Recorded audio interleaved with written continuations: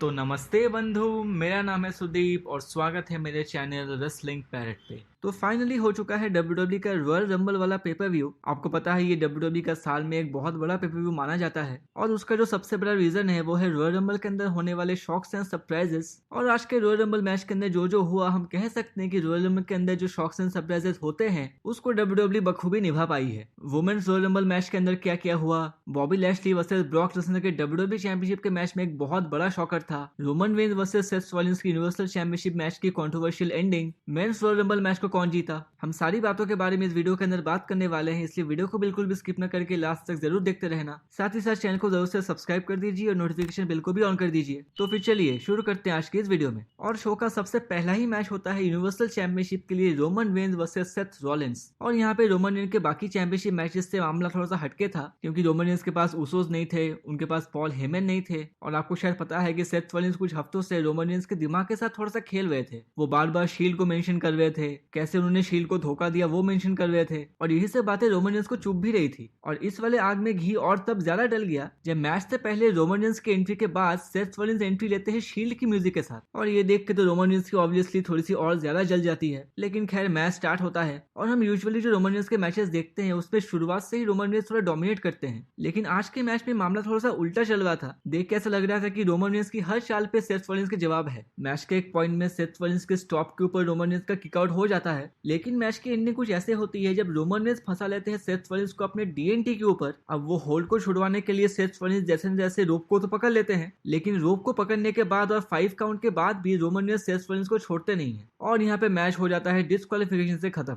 और उतना करने के बाद भी रोमन रेंज को चैन नहीं पड़ा। उन्होंने सबसे पहले सेथ रॉलिंस के बैक में चीयर शॉट मारा, सेम वही तरीके से जब सेथ रॉलिंस ने अटैक किया था रोमन रेंज के ऊपर शील्ड को तोड़ने के वक्त। और उसके बाद चीयर शॉट्स पे चीयर शॉट्स कंटिन्यूअसली मारते गए। मेरे ख्याल से ये एक बहुत ही ज्यादा डिसअपॉइंटिंग एंडिंग थी। लेकिन अब WWE करे भी तो क्या करे, रेसलमेनिया तक रोमन रेंज से वो चैंपियनशिप ले नहीं सकते। और देख के ऐसा लग रहा है कि उनकी जो सेथ रॉलिंस के साथ फ्यूड है वो थोड़ी सी और खींचने वाली है। लेकिन रेसलमेनिया के अंदर रोमन रेंज का कौन ओपोनेंट होने वाला है वो तो हमें रॉयल रंबल मैच के अंदर ही लगभग पता चल चुका है। शो के ऊपर नेक्स्ट मैच आता है 30 वुमेन रॉयल रंबल मैच। अब आप यहाँ पे समझ सकते हो, यहाँ पे 30 पार्टिसिपेंट्स थे। मैच 1 घंटे के ऊपर चला, इसलिए सारी चीजें तो हम डिटेल्स में नहीं डिस्कस कर सकते। इसलिए हम थोड़ा सा मेन पॉइंट्स पे बात कर लेते हैं। अब यहाँ पे मैच को शुरू करती है साशा बैंक्स और मेलिना। मेलिना तो 20-30 सेकंड के अंदर एलिमिनेट हो जाती है। फिर एक के बाद एक सारे सुपरस्टार्स की एंट्री होती है। टमीना आती है, केली आती है, अलिया आती है, लिव मॉर्गन आती है, क्वीन जेलिना आके साशा बैंक्स को एलिमिनेट कर देती है। अंडरटेकर की वाइफ मिशेल मैकूल भी आती है,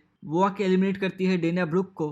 फिर कुछ देर बाद नायोमी आके सोनिया डेविल को एलिमिनेट कर देती है। आपको पता है इन दोनों के बीच में फ्यूड चल रही है स्मैकडाउन के ऊपर।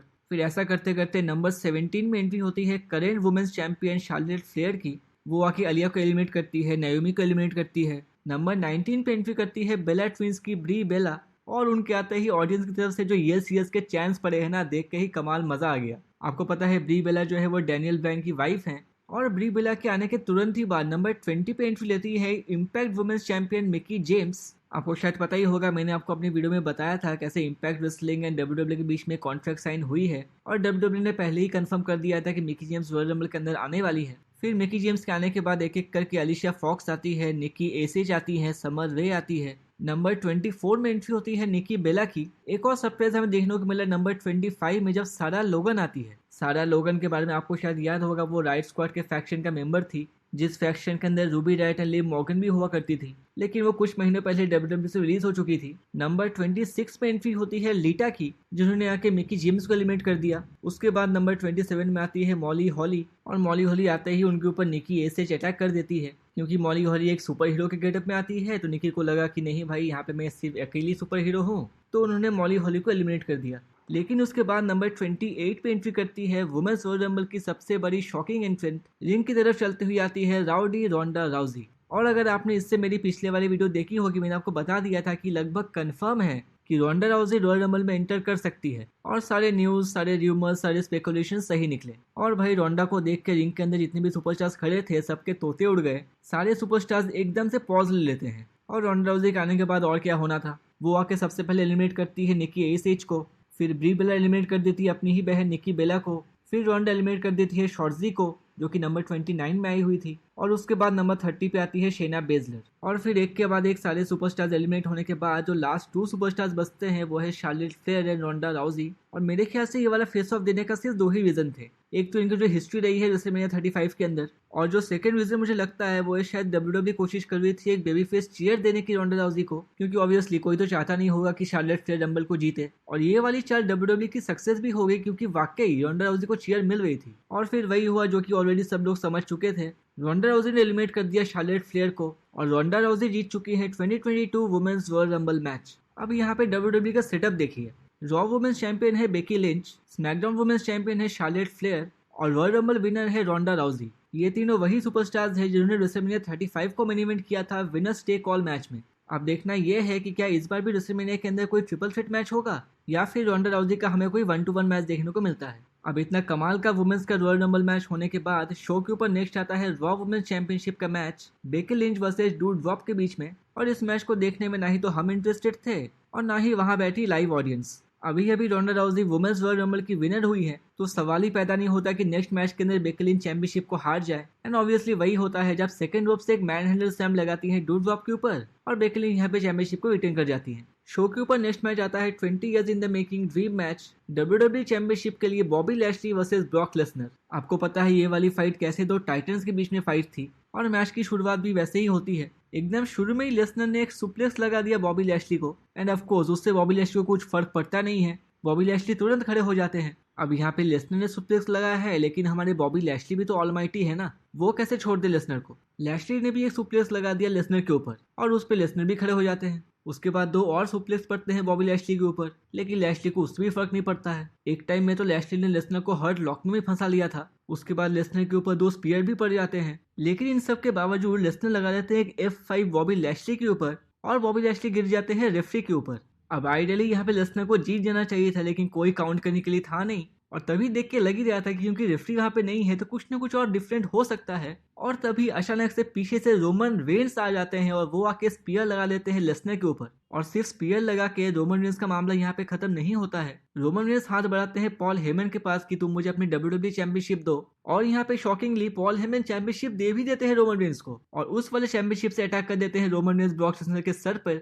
और यहाँ पे पॉल हेमन की धोखे की वजह से बॉबी लैशली पिन कर देते हैं ब्रॉक लेसनर को, और बॉबी लैशली बन चुके हैं हमारे न्यू WWE चैंपियन। तो यहाँ पे मामला बिल्कुल ही उलट फुलट हो चुका है। हमें ऐसा लग रहा था कि शायद रेसलमेनिया के अंदर जाके कुछ धोखाधड़ी हो सकती है, लेकिन पॉल हेमन ने आज ही धोखा दे दिया है लेसनर को। अब ये जो कहानी है आज के डेट में यहाँ पे खत्म नहीं हुई है। शो के अंदर आगे भी कुछ ऐसा होता है जिसके अंदर रेसलमेनिया के लिए बहुत ज्यादा इम्प्लीकेशन बढ़ गई है, वो मैं आपको आगे चल के बताता हूँ। लेकिन शो के अंदर नेक्स्ट आता है एक mixed tag team match Edge and Beth Phoenix versus Maryse and Miz के बीच में। आपको पता है ये वाला मैच की कोई ज्यादा इंपॉर्टेंस थी नहीं, सिर्फ एंटरटेन की वजह से मैच दिया गया था। मैच की शुरुआत तो मरीज एंड बेथ फीनिक्स करती है, लेकिन मरीज जो है भागती रहती है। बाद में एज एंड मिस स्टार्ट करते हैं मैच को। ज्यादा मैं आपका टाइम वेस्ट नहीं करने वाला इस मैच के बारे में। मैच के एंड में एक स्पीयर एंड ग्लैमरजन लगा के मैच को जीत जाते हैं एज एंड बेथ फीनिक्स। लेकिन उसके बाद फाइनली आता है शो का main event 30 man royal rumble match. और फिर से क्योंकि एक बहुत लंबा मैच है इसलिए हम मेन पॉइंट डिस्कस करेंगे। नंबर 1 पे एंट्री होती है एजे स्टाइल्स की, और नंबर 2 पे आते हैं शिंसके नाकामुरा।